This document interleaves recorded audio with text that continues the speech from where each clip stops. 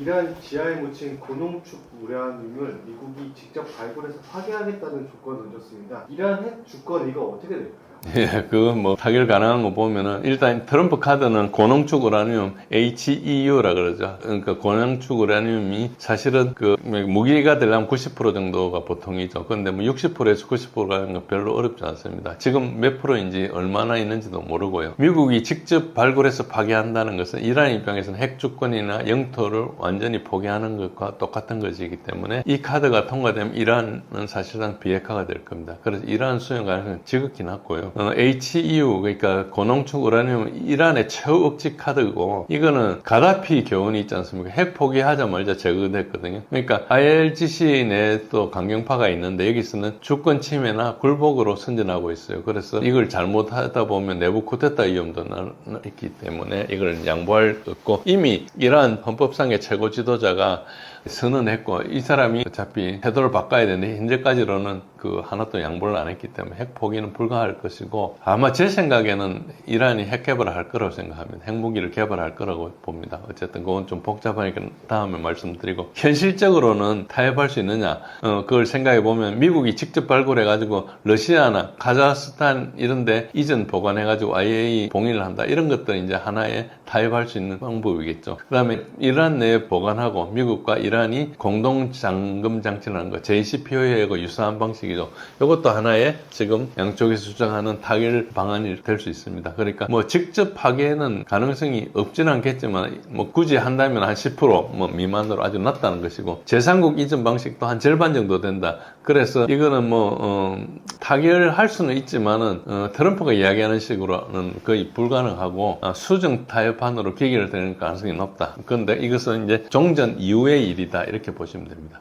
이 공화당의 이제 일각의 포주기 논란과 반대 여론을 트럼프는 어떻게 볼까요? 예, 포주기 논란이 여기는 대부분 네오콘들이 이야기하는 거죠. 그래서 이제 일단 기본적으로는 트럼프가 뭘 할지는 모르지만 전략을 이제 추정해 볼 수는 있죠. 일단 120억 달러 동결 자산의 실제는 이제 한국 보유분이 한 70억 달러 되고요. 이라크 등 기타 보유분 해가지고 이제 이런 건데 사실 이거는 이란 돈이에요. 이란 돈을 미국이 막은 거거든요. 법적으로 이란 자산입니다. 그래서 미국이 사실은 이거를 계속 끌고 갈 수 있는 게 없는데 어쨌든 깡패잖아요. 힘이 깡패니까 이제 한 거고. 근데 이제 공화당이 이거 동결 자금 해제를 하는 반대 논리는 뭔가 그러니까 테러 지원국에 자금을 제공한다. 그래서 하마스나 헤즈볼라의 자금이 갈 수 있다 이런 우려를 하는데 만약에 조건 없는 해제를 하면 오바마의 JCPOA 실수를 반복한다. 그러니까 JCPOA가 잘못된 거고 그게 파기된 것을 잘했다는 이 관점을 가지고 있는 거죠. 근데 이런 관점을 트럼프도 거기에 맞춰서 했는데 이걸 어떻게 돌파하냐. 일단 세 가지 정도가 가능할 겁니다. 첫 번째는 프레임을 전환하는 거죠. 이건 이제 빌려준 돈 받는 것이지 퍼주기가 아니다. 그러니까 이란 입장에서 이란 돈인데 우리가 잡고 있는데 협상을 하기 때문에 이제 어쨌든 양보할 수밖에 없다 이런 걸 이야기를 하는 프레임을 전환해야 되는 것이고 이것도 사실은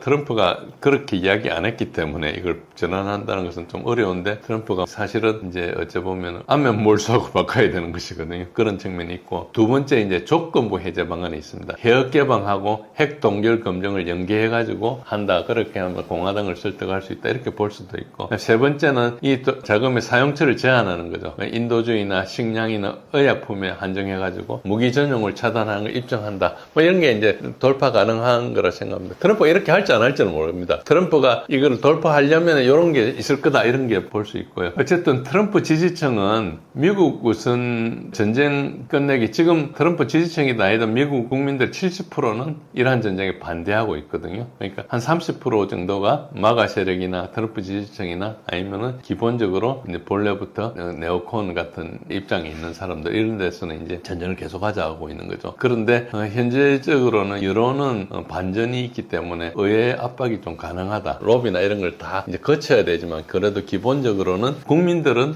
어쨌든 전쟁을 원하지 않고 있다. 그리고 2015년 JCPOA 때 그 오바마가 18억 달러 해제한 전례가 있습니다. 그래서 이제 그 전혀 처음 하는 게 아니고 법적 근거가 있는데 이것은 이제 다시 오바마 했던 거를 트럼프가 인용해야 되는 거기 때문에 자존심이 상하겠죠. 그래서 뭐 그걸 종합해 보면 보면은 전부 해제는 현재 상태에 의회 통과가 어렵고 단계적 조건부 해제로 절충할 가능성이 여전히 있는데 그게 이제 트럼프가 그렇게 선택할지는 알 수 없는 겁니다. 이론적으로 이제 그런 여지가 있다 이렇게 보시면 됩니다. 미국 이란의 극적인 종전 선언 여부가 글로벌 유가와 공급망을 통째로 흔들고 있습니다. 상선 보호 파병 압박에 좀 저희는 압박을 받고 있는데 한국은 어떻게 해야 될까요?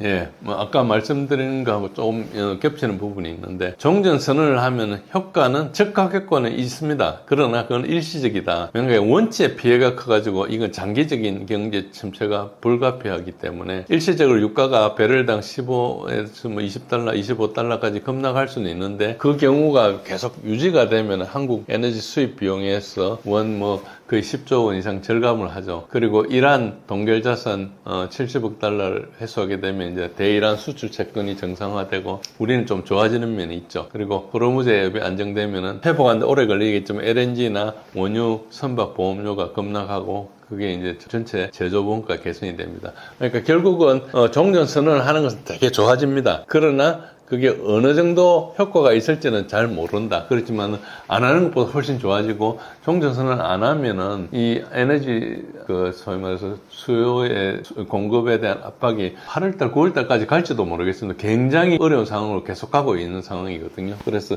종전선언 하는 게 무조건 좋은 거죠. 그렇지만 원체 데미지가 많기 때문에 특히 이제 카타르의 소위 말해 가스 같은 경우는 5년 내지 7년 걸린다는 이야기도 있고 그렇습니다. 굉장히 그런 거 한번 회복하는데 오래 걸린다는 그런 이야기도 있습니다. 그래서 그거는 약간 기술적인 내용이기 때문에 별도의 평가가 필요한 사항이고요. 두 번째 이제 파병 압박을 하고 있는데 이 대응으로는 파병은 절대 불가능한 겁니다. 이게 우리가 미국이나 이스라엘 관계만 생각할 사항이 전혀 아니고 이 전쟁 자체에 대해서 명확하게 규정을 해야 됩니다. 일단 불법 전쟁이고요. 선전 보고도 안 하고 아직까지 트럼프가 의회의 동의를 받지 않고 미국 자체의 범죄도 그렇지만 선전 보고하지 않은 전쟁 자체는 일단 전쟁법상 불법 전쟁이고요. 트럼프는 전쟁 범죄자입니다.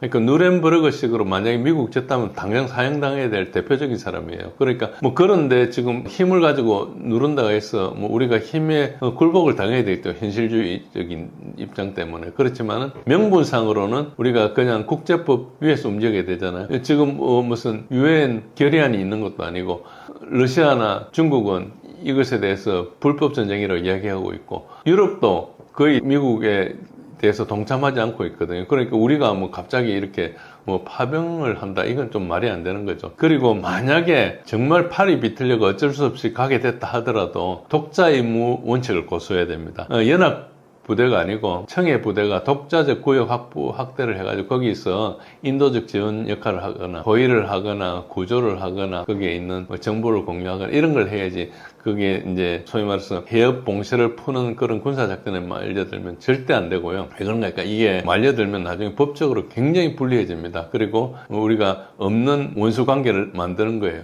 미국한테 좀 척지는 게 낫고 미국한테 다른 나라들이 동의하지 않거든요. 우리가 걸프전 할 때, 이라크전 할 때, 아프간 전쟁할 때 연합군들이 갔지 않았습니까? 다국적 군이라 그러죠. 그런데 지금은 전혀 그런 구조가 없어요. 그때는 다 유엔 결의를 받아가지고 갔거든요. 지금은 미국과 이스라엘 단독으로 하고 아무한테도 알려주지 않았어요. 특히 일본한테도 알려주지 않았어요. 그런데 일본 수상이 백악관 방문해가지고 이제 미일 정상회담을 할 때 일본 기자가 트럼프한테 물어봤어요. 왜 알려주지 않고 전쟁을 했냐? 그러니까 트럼프가 뭐라 대답했습니까? 트럼프가 너희들 진주만 할 때 왜 안 알려주냐고 이렇게 이야기했어요. 그게 일단 재치 있는 것 같이 보이지만은 엄청난 문제거든요. 그때는 일본하고 미국이 적국으로 전쟁했지 않습니까? 전쟁을 하는 상황. 지금 이것은 일본하고 미국은 지난 그 이후에 80년 동안 동맹으로서 지냈는데 동맹한테 왜 알려주지 않았냐는 이야기를 1941년도 미국과 전쟁하기 전에 했던 걸로 이야기한 거예요. 즉 자기의 동맹을 지금 미국의 가장 가까운 동맹 중에 하나가 일본이지 않습니까? 이 동맹을 지금 85년 전에 적으로 지금 생각하는 인식이거든요. 그러니까 이 트럼프의 인식이란 게 약간 노망든 치매 걸린 노인처럼 마구 뱉어내는 거예요. 그러니까 이 자체가 거의 국제 관계에서 성립될 수 없는 얘기를 막 하는데 거기에 사실은 말려들면 안 되는 거죠. 그런 측면이 있습니다. 그래서 이 전쟁의 어떤 구조적인 틀을 보면은 굉장히 불법 전쟁이기 때문에 파병은 옛날에 이라크 전쟁 때나 아프간 전쟁 때하고 완전히 다른 상황입니다. 절대 하면은 우리가 앞으로 이란과 관계뿐만 아니고 중국과 러시아 모든 나라한테 이 관계를 척질 수 있어요. 지금 만약에 미국과 이스라엘이 굉장히 정당한 전쟁을 했다 치면은 국제적인 비난을 무릅쓰고라도 동의할 수 있지만 이 전쟁 자체는 아무 명분이 없이 그냥 이스라엘이 하자는 대로 끌려가서 한 거거든요. 네타냐후 전쟁에 우리가 동의해 주는 겁니다. 이 전 세계에서 가장 인기 없는 지도자가 네타냐후잖아요. 그 사람한테 지금 동의해 주는 바보짓을 하는 거예요. 미국하고 전혀 상관도 없어요. 네타냐후 관계 있는 겁니다. 그리고 이제 결국은 이제 우리는 제조업 생존 전략 때문에 에너지 공급 다변화해야 되고 호주, 캐나다, 미국 LNG 비중을 확대할 수밖에 없죠. 중동 의존이 너무 컸으니까 이렇게 할 수밖에 없고, 그리고 어렵더라도 전략 비축률을 계속 확대해야 되고 비싼 돈을 주더라도 할 수 없는 겁니다. 우리가 이거 생존의 문제이기 때문에 그렇고, 뭐 중동 리스크를 해지해야 되겠죠. 그리고 이제 종전선언이 되면은 한국에는 큰 기회입니다. 그런데 결국은 파병은 거부하고 경제 이익을 극대화하는 게 뭐 중요하고, 멀리 내다보고 여기에 지금 미국 협박에 끌려 들어가면 안 되는 그런 상황입니다. 우크라이나가 스톰 섀도우 미사일로 크림반도 주요 기지를 타격하면서 맞서고 있습니다. 서방이 무기 제한 완화 이후 벌어지는 후방 타격전, 이거 실체가 무엇인가요? 예, 지금 이제 우크라이나가 굉장히 러시아에 깊숙이 때리고 있죠. 뭐 스톰 섀도우 말고도 다른 드론, 장거리 드론, 중거리 드론 가지고 하고 있습니다. 그래서 이제 물론 크림반도 사용했긴 했죠. 영국의 스톰 섀도우나 프랑스의 스칼프, 이건 같은 미사일입니다. 미국의 에이테킴스 제한도 해제했는데, 그래서 지금은 이제 물론 군사 자산도 때리지만 우크라이나는 러시아 후방에 이제 석유 인프라를 많이 때리고 있습니다. 그런 측면이 있고, 그 다음에 크림반도에 대해서도 이제 세바스토폴 흑해 함대 기지에 대해서 때리니까 러시아 함정이 그 밑에 동남쪽에 있는 노보로시스크라는 항구로 이제 이동을 좀 강요하고 있죠. 일단 레이더, 조기 경보 레이더 좀 때리고 있어서 러시아가 피해를 좀 보고 있고, 케르치 대교, 그러니까 크림을 연결하는 거기에서도 이제 때리고 있고, 기본적으로 보급선 부분을 차단하고 있습니다. 그런데 이것도 한계는 있습니다. 후방 타격전이 이제 러시아가 방공을 강화하고 이동식 발사대 대피로 손실을 감수하고 있는데, 그래도 효과는 있죠. 일방적으로 이제 어쨌든 서방에서도 이 미사일이 한없이 많은 건 아니고, 또 그걸 때리려면 항공기가 필요하고 하니까, 그래서 이제 선택적으로 타격을 하고 있기 때문에 전선의 균형은 변화는 없다. 그러나 러시아 에스컬레이션에 대응하고, 또 어째 보면 만약에 러시아는 계속 이제 핵 이협 수위를 상행하고 있거든요. 그래서 서방이 자기 억제를 하는 그런 차원이 있지만, 일단 기본적으로는 큰 그림으로는 심리적 작전적 효과는 있지만 전쟁 판도를 바꾸는 결정적 카드는 아닙니다. 그런데 지금 최근에 한 일주일, 이주일 전부터 심각하게 등장한 문제가, 지금 실제로 한 3월, 4월부터 배치한 걸로 보고 있습니다. 한 2달 좀 지났는데, 우크라이나전에서 서방 무기 게임 체인저가 수도 없이 많았는데 전부 별 가치가 없었죠. 그런데 지금 중거리 드론 호넷이라는 게 이제 그야말로 러시아 밀브로거들 사이에는 이게 게임 체인저라고 평가하고 있는 게 있습니다. 그래서 요거를 잠시 소개해 드리겠습니다.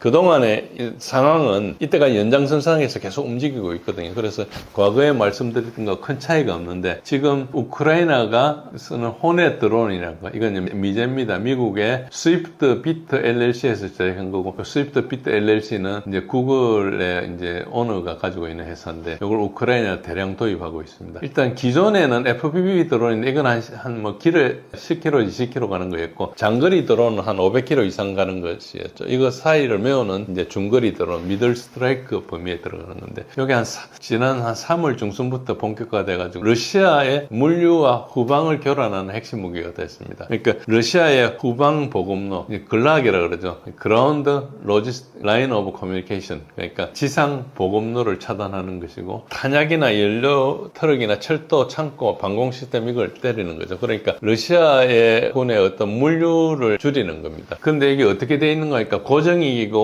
물론 이게 드론인데 기본적으로 한 150km 정도 가는 것이고, 어떻게 가는 거니까 이제 그 기구, 그러니까 그 풍선에 높이 올려 성층권까지 올라가는 풍선에 이제 연결해 가지고 쓰면 이걸 한 300km까지 갈 수 있습니다. 이제 편서풍이 보니까 서쪽에서 동쪽으로 때리는 이제 우크라이나가 이용하기에 기상적으로 굉장히 유리한 거죠. 근데 아직까지 기구에 쓰는 것은 아직까지 테스트 중으로 알려져 있고, 지금 현재 150km짜리 쓰고 있습니다. 그래서 이거는 기본적으로 AI 자율 타겟팅을 하고 스타링크와 연결돼 있고, 그래서 러시아가 이때까지 우크라이나가 썼던 서방의 무기들의 전자전으로 굉장히 많이 무력화했었거든요. 그래서 들어오면은 그야말로 2, 3일 만에 무력화한다는 것이 이제 블랙워터라는 PMC 군사 전문 기업의 창시자였던 프라이스가 이제 그 작년에 이야기하기도 했었죠. 그러니까 러시아가 전자전 능력이 하도 뛰어나가지고 안 된다 그랬는데, 이것은 전자전에 거의 무력한, 그러니까 AI의 자율 타겟팅을 하고 스타링크와 연결되어 있어서 전자전 회피 능력이 굉장히 우수한 겁니다. 이 칩은 퀄컴의 QCS5430이라는 프로세서 기반으로 AI 모듈인데, 이게 뭐 메모리 한 250기가 뭐 이런 그러면서 CPU가 굉장히 크고 그런 좋은 기구인데, 굉장히 고성능 이제 온보드 컴퓨팅을 가지고 있는데, 가격은 합쳐봐야 한 45,000달러 정도, 뭐 제일 비싼 게 그것보다 몇천 불이라는 이야기도 있는데 몇천 불까지는 아닌 것 같고 2, 3만 불, 한 3, 4만 불 할지도 모릅니다. 요건데 이거를 이제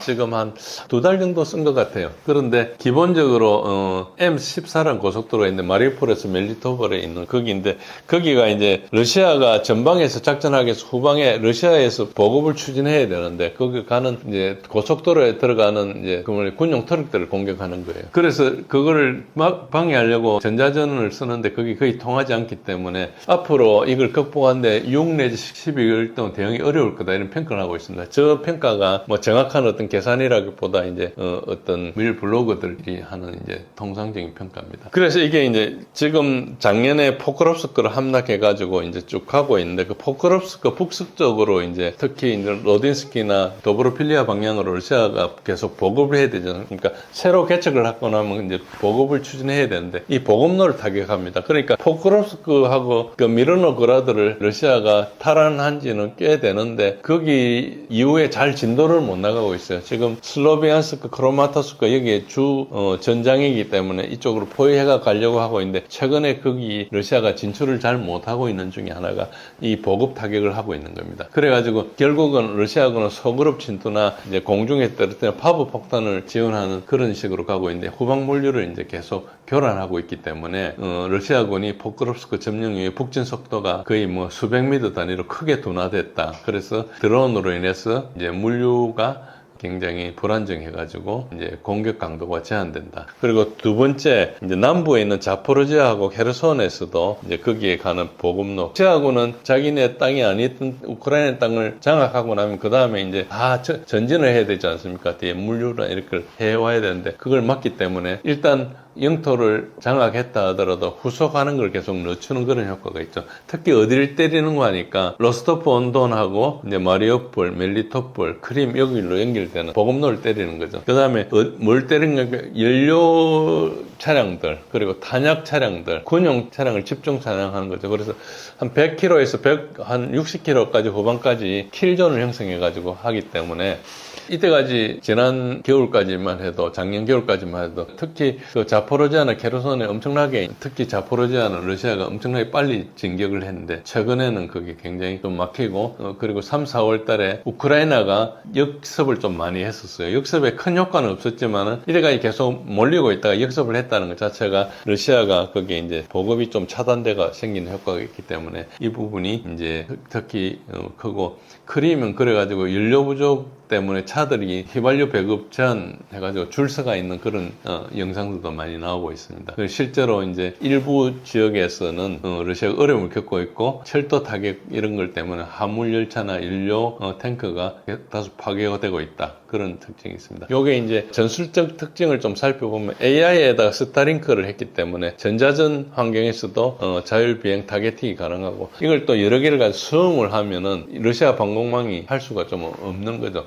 옛날에는 그걸 전자전으로 상당히 소음을 방해할 수 있었지만 지금 그게 좀 안 되는 상황이고, 그리고 이게 역으로 저가를 가지고 러시아 고가 방공 시스템 S-350이나 이제 토르나 부크 같은 것을 소모를 유도하기 때문에 이 장기적으로 가면 러시아가 불리한 상황이고, 이걸 이제 운영하는 부대는 무인 비행기 하는 그런 데서 하고 있죠. 특히 이제 몇 가지 부대가 있는데 그 5월달만 해도 하루에 수백 회, 뭐 심지어는 수천 회까지 했다고 그러는데 러시아에서 그 타격한 걸 보면 많이 했을 때 한 800개를 떨어뜨렸거든요. 그러니까 실제로는 상당히 많이 통과하고 있다 이렇게 볼 수 있고 러시아 쪽에서는 퀄컴 QCS5430 프로세서 이거는 이제 떨어진 드론에서 그 프로세서를 회수했는데 AI 기본 모듈을 회수했는데 AI 모듈을 디코드를 못 해가지고 리버스 엔지니어링을 못 하고 있는 상태입니다. 그 로직을 알아야지 이제 그걸 뽑을 수 있는데 과거에는 하드웨어로 그 역 엔지니어를 했다 치면은 그 안에 있는 뭐 쓰는 펄스 대역이라는 이런 걸 추적했다 치면 지금은 이제 AI 논리를 풀어야 되는데 이걸 이제 모듈을 풀지 못해가지고 이제 아직까지 대응 방법을 못 찾고 있고 이거 영향 때문에 후방이 더 이상 안전하지 않다. 그래서 물류 전쟁에서 상당히 불리하다. 이게 이제 일반적인 상황이고 그래서 민간 차량을 동원하거나 야간이나 분산 운행을 하거나 그래도 전자전을 좀 강화하거나 그리고 이동식 대드론 팀을 신설하자 이렇게 이제 아이디어를 내고 있는데 실제로 효과가 제한적이고 러시아의 밀블로거들은 호넷이 이제 말벌이죠. 이 호넷에 대한 근본적 대응은 아까 말씀드린 대로 반년에서 1년 이상 걸릴 거다 이렇게 이제 보고 있습니다. 이게 이제 크게 영향을 미치는 중에 하나고 아직까지는 이게 엄청난 효과를 발휘하지 않고 있습니다. 그러나 분명히 도네츠크 공세의 속도를 저항하고 있기 때문에 하나의 큰 변수다. 그래서 이거에 전쟁하고 나서 유일하게 지금 전쟁의 게임 체인지 로 평가하고 있고 그 전에 있었던 뭐 M1, A1이나 뭐 여러 무기들 있지 않습니까? 뭐 엑스칼리버나 이런 건 전부 다 게임 체인저에다가 뭐 2, 3주 만에 다 무력화됐는데 이것은 아직까지 이제 러시아가 대응하지 못하기 때문에 하나의 새로운 변수고 고통받는 부분이다. 물론 전쟁터니까 또 금방 극복을 하겠죠. 그렇지만 현재 이게 하나의 큰 변수가 발생했다 이렇게 이제 보시면은 전쟁을 이해하는 데 좀 도움이 될 겁니다. 지금 러우 전쟁이 장기화되고 있습니다. 러우 전쟁의 종전 이후 그리고 지금 현재 상황에서 한국은 어떤 기회가 있고 어떻게 해야 된다고 보시나요? 예, 뭐 한국은 일단 전쟁이 오래 가면은 유럽에 이제 방산 수출 특수가 좀 생기겠죠. 그리고 이제 유럽에 또 LNG 수요 증가하면 우리 이제 LNG가 거의 우리가 뭐 독점 비슷하게 뭐 독점까지 이야기나 이제 그런 70% 이상 장악하고 있잖아요. 그러니까 우리한테 좋은 점도 있고 포탄이나 탄약 생산이 이제 풀가동되니까 우리 방산 일자리는 증가되죠. 그렇지만 이제 부정적으로는 이제 러시아하고 북한 군사 협력이 심화되기 때문에 북한의 재래식 전력이 현대화가 가속화되고 있고 이건 지금 일어나고 있는 상황입니다. 그리고 에너지 가격의 변동성이 지속되면은 우리가 원자재 비용의 불확실성이 있고 그리고 유럽이 계속 방산 자립화를 계속 가속하면 장기적으로 보면 K 방산 시장의 경쟁이 심화된 겁니다. 종전 전망은 조기 종전 가능성 좀 낮습니다. 러시아는 이제 전진하고 있고 우크라이나는 거부하고 있죠. 지금 우크라이나 인력이 없기 때문에 전쟁을 계속할 수 없는 상황이지만 뭐 용병이나 여러 형태 특히 이제 여자들도 징병을 하고 있는 그런 상황이죠. 들어와서 이제 드론 같은 거를 이제 쓰고 있기 때문에 그런 측면이 있습니다. 그래서 이 협상 조건이 불일치되고 있기 때문에 협상은 불가능할 거고요. 그래서 이제 현실적으로는 2027년까지 소모전을 할 거다. 그리고 전선 동결로 협상할 거다. 이런 거 있었고 작년 말에는 러시아가 원래 이제 가을쯤이면은 돈바스를 완전히 회복할 거, 그러니까 자기가 영토로 선언했으니까 돈바스를 완전히 점령할 거라 이렇게 이야기했는데 지금 아까 드론 이야기도 했지만은 약간 그런 부분에 대해서 퀘스천 마크가 좀 생겼죠. 그렇지만은 기본적으로 러시아는 좀 가속화하려고 하고 있어요. 그리고 이때까지 때린 거와 달리 아까 말씀드린 대로 키예프 같은 데를 때리기 때문에 이제 전반적으로 특히 드론 같은 거 운영하려면 그 센터들이 있어야 되고 그걸 운영하는 보급기지나 이런 걸 때리기 때문에 드론 같은 게 전방을 추진하는데 상당히 제한이 되겠죠. 이런 것들 이제 하고 있기 때문에 전반적으로는 그림이 좀 안개 상태입니다. 그렇지만은 그런 게 이제 진행되고 있고 트럼프가 중재할 가능성은 아직 적은데 아직까지는 휴전 협상 시도 가능성이 있습니다. 그러나 러시아에서는 사실상 협상 자체는 거의 포기한 걸로 이야기했고요. 그러다 보니까 크게는 우리 방산에는 수혜가 지속되지만은 중기적으로 보면은 북한 군사력 강화라는 게 우리한테 굉장히 불리하고 그리고 유럽의 자립화가 되면은 방산이 계속 지속될 수 있겠느냐 이런 퀘스천은 있죠. 뭐 그렇지만 그거는 그때 가봐야 하는 상황이기 때문에 지금 어떻게 결정할 수 없고 우리가 하기에 나름인 부분이 좀 있습니다. 단기 임시 휴전이 결렬되자마자 러시아가 우크라이나 수도 키이우에 대규모 보복 공습을 감행했습니다. 현재 전황 어떻게 흘러가고 있나요? 예, 여기 두 가지가 있습니다. 하나는 이제 단기 임시 휴전, 이것은 이제 5월 8일, 9일, 그리고 이제 10일까지죠. 러시아의 전성절 행사 때문에 이제 하자고 했는데, 그때 그 휴전 하면서도 16,000건의 휴전 위반하는 상황이 있었습니다. 그런데 어쨌든 그 이후에 우크라이나가 키이우에 대해서 대규모 보복 공습을 했죠. 그 이후에 또 문제가 또 발생했습니다. 그러니까 대규모 공습이 두 번 있었어요. 최근 거를 말씀드리면 우크라이나가 드론으로 루안스크에 있는 스타로빌스크라는 지역에 직업 전문학교 기숙사를 공격했어요. 근데 14세, 18세 여학생들이 있는데 유치원 교사 양성학교예요. 우리 나이로 따지면 고등학생쯤 되는 나이인데 이제 여기 졸업하고 나면 유치원 교사가 되는 그런 거죠. 그런데 여기에 공격을 해가지고 잠자던 여학생들 전체 건물에 86명이 있었는데 그 중에 21명이 죽고 부상자가 63명이고 아직까지 실종이 좀 있었고 뭐 그렇습니다. 그런데 여기에 이제 이게 왜 심각한 거예요? 인근에 군사시설이 전혀 없었어요. 그리고 이걸 한 발을 때린 게 아니라 네 발을 연속했어요. 그러니까 한 발 쏘고 다시 쏘는 걸 더블 탭이라 그러거든요. 그게 뭔가니까 한 번 쏘고 나면은 사람들이 뭐 구조하고 이렇게 사람들 오지 않습니까? 거기에 또 쏘는 걸 더블 탭이라고 해요. 그래요. 근데 네 발 연속했었던 것은 쿼드루플 탭을 한 거죠. 그러니까 이거 자체가 전쟁 범죄예요. 우선 민간 시설을 때린 것도 전쟁 범죄지만 이 하는 방식이 굉장히 전쟁 범죄죠. 이것에 대해서 이제 러시아는 푸틴이 공개적으로 이거 보복하겠다 선언하고 이걸 규탄했어요. 자세히 보시면 오레스닉을 때렸죠. 오레스닉 보면은 6발씩 6개, 36발이 이제 떨어지는 거죠. 이렇게 때렸습니다.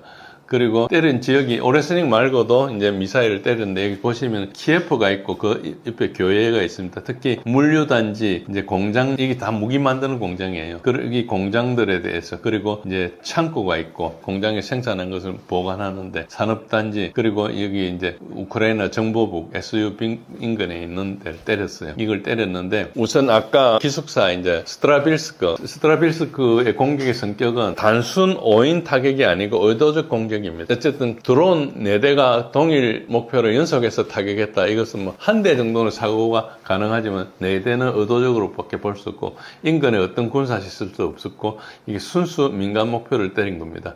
그리고 이거는 이제 서방 기술로 미국 AI의 알고리즘으로 유도된 타격인데 이것에 대해서 이제 서방 언론은 아무도 보도를 안 해요. 그리고 러시아에서 그 기자단 보고 현장 초청해서 취재해라 이렇게 이야기했는데 CNN이나 BBC 같은 영국과 미국 언론은 현장 초청에도 거부를 했어요. 자기네들 서사에 맞지 않기 때문에 그렇고 유엔 안보리에서는 서방 대표들이 이 공격을 러시아 보복 맥락에서 전혀 언급을 하지 않습니다. 그러니까 지금 아까 이 보복하기 위해서 오레스닉 같은 걸 때렸는데 이걸 가지고 서방 보도에서 어떻게 이야기하는 거니까 러시아가 아무 이유 없이 키이우를 오레스닉으로 공격했다 이렇게 이야기하고 있어요. 그리고 키이우에는 오레스닉을 한 게 아니고 교외에 있는 군사시설을 타격했거든요. 키이우 타격은 다른 무기를 했는데 그렇고 왜 공격했는가를 보도하지 않아서 이게 구조적으로 정보 왜곡을 하고 있습니다. 이게 뉴욕타임즈 기사 헤드라인입니다. 러시아가 키예프의 중요한 미사일들과 드론으로 공격했다. 이게 다예요. 이 기사를 제가 전문을 다 읽어봤는데 왜 공격을 했는지에 대한 내용이 전혀 없고 그리고 그 스트라빌스크 기숙사 공격에 대한 보도도 전혀 없습니다. 그래서 서방 독자들이나 그 시청자들은 전부 러시아가 그냥 갑자기 키예프를 공격해서 이제 전쟁의 한 단계를 높이고 있다. 이렇게 이제 에스컬레이션 하고 있다. 이렇게 이제 보고 있는 거죠. 지금 기사, 요건 전쟁연구소인데 이게 공격이 이제 5월 24일 날 있었습니다. 그 전에 5월 23일 날 이제 새벽에 들어온 공격이 4대 우크라이나 공격이 있었고, 그래 보시면은 이제 이게 Y축은 이제 발사 대수고요. 그 중에 빨간 것이 미사일이고 파란 것이 드론입니다. 드론은 값이 싸지만 미사일은 굉장히 고가고 굉장히 고위력이고 고성능이죠. 근데 자세히 보시면 지난 1년간 가장 많은 미사일 공격을 했습니다. 굉장히 빨간 깃발이 굉장히 높죠. 여기 제가 빨간 화살표를 이렇게 이 부분을 표시했는데, 빨간 네모로 표시했는데, 여기 보시면은 지난 1년간 가장 미사일은 많이 공격했습니다. 그리고 이거는 한 번 공격한 거 앞으로 추가 공격을 할 겁니다. 라브로프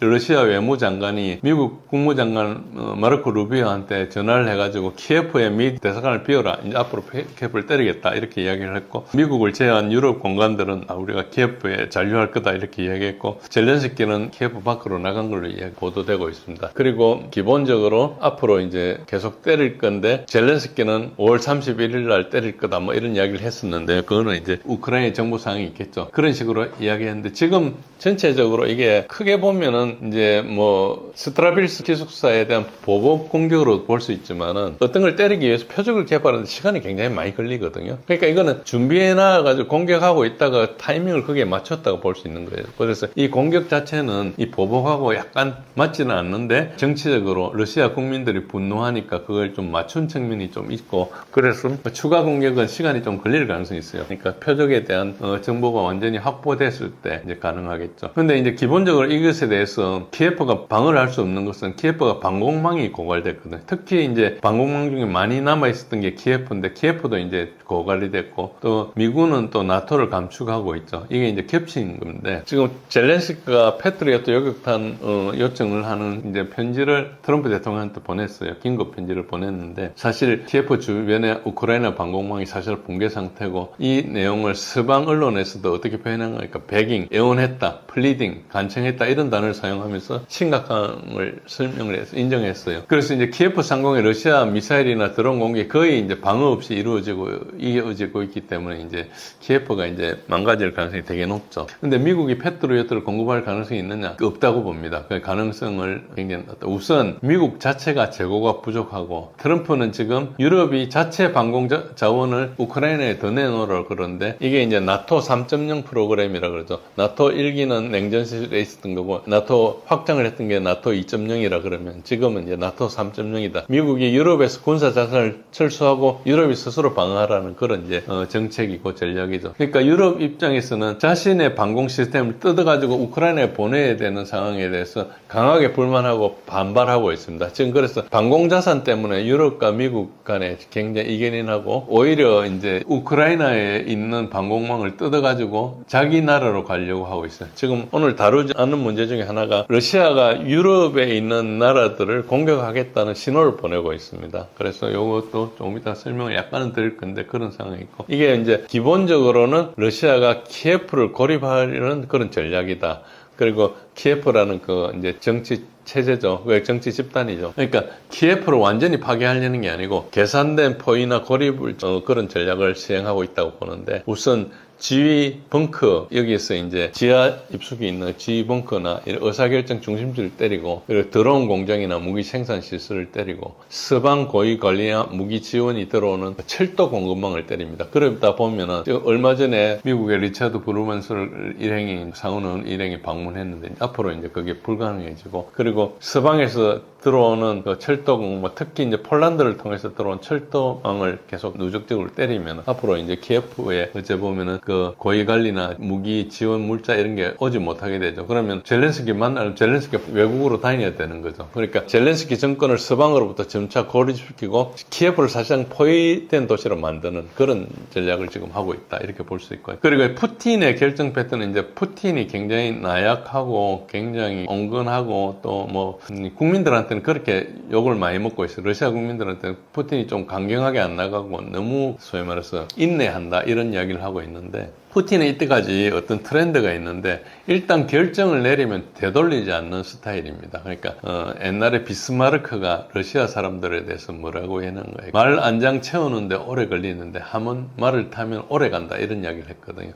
약간 이건 러시아 지도자의 기질일 수도 있고 푸틴의 특징일 수도 있는데, 일단 결정 한번 내리면 절대 되돌리지 않는다. 그런데 내릴 때까지 굉장히 신중하다, 이런 스타일이 있습니다. 그래서 키예프에 대한 강도 높은 공격은 이미 오랫동안 준비했던 계획으로 봅니다. 아까 말씀드린 대로 이 표적들에 대해서 개발하는데 오래 걸리기 때문에, 물론 구소련 시절에 개발해놨던 큰 그 콤플렉스 안에 있기 때문에 뭐 어느 정도 기본적인 정보는 있지만은, 어떤 활동을 하고 있고 지금 어디가 중요하고 하는 것들은 최신 정보를 받아야 되지 않습니까? 그게 여러 가지 그 휴민트 같은 첩보 활동이 필요하거든요. 그래서 이것도 오랫동안 표적 목록을 개발해놨다가 지금 때리는 것이고 학생 기숙사 드론 공격에 대한 보복적 성격은 아니다 이렇게 해석해야 되고 기본적으로 러시아는 키예프가 러시아의 출발점이라고 생각하고 있습니다. 그래서 역사적인 의미와 상징적인 의미를 알고 있어요.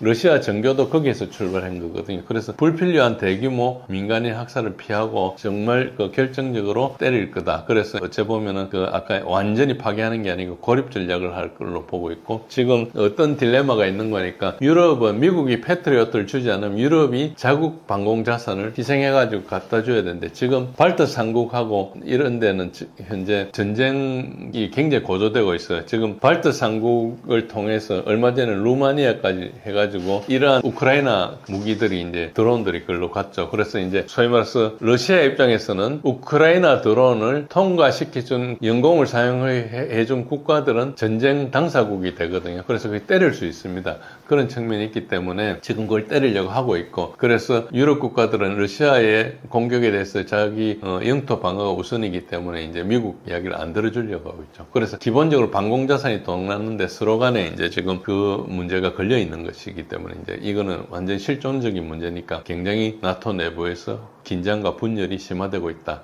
그리고 전체적으로 보면은 러시아는 키예프를 완전히 파괴하지 않고 정치 군사적 고립을 통해서 젤렌스키 정권의 기능을 마비시킨다. 젤렌스키를 절대 죽이지 않을 겁니다. 그러니까 젤렌스키 정권이 굉장히 어리석은 일을 많이 하는데 죽여놓으면 더 똑똑한 사람이 문제를 해결하면 이제 어렵겠죠. 지금도 젤렌스키가 계속 거부를 하는 바람에 러시아가 이제 소위 말해 돈바스 지역이나 이런 데를 계속 공격할 수 있는 명분이 되잖아요. 특히 쿠르스크를 침공해가지고 그 밑에 이제 수미 쪽으로 내려오는 그러니까 명분을 만들어줬잖아요. 쿠르스크 침공을 했기 때문에 그 다음에 이제 소위 말해 완충지대를 확보하기 위해서 내려오는 것이거든요. 안 그러면은 이제 수미 지역은 아무래도 우크라이나 좀 가깝기 때문에 러시아계가 좀 적은 지역이거든요. 그러니까 조금 공격할 수 있는 돈바스 지역하고 상당히 명분이 다른데 이제 어째 보면은 젤렌스키가 2022년 4월 달에 협상을 거부하고 이제 그 보리스 존슨 말 듣고 전쟁을 하기로 한 것부터 시작해가지고 이런 것들이 전부 러시아가 침공할 수 있는 명분을 준 거거든요. 그러니까 그 젤렌스키는 러시아 입장에서 보면 굉장히 소중한 자산입니다. 그래서 죽일 필요가 전혀 없어요. 그리고 만약에 젤렌스키를 죽이고 나서 좀 똑똑하거나 더 강경한 사람이 오면은 약간 계산이 달라지죠. 그래서 젤렌스키를 죽이려고 하지 않을 거고 살려놓을 거라 그럽니다. 그래서 이제 서방 지원이 점점점 어려워지는 상황에서 키예프가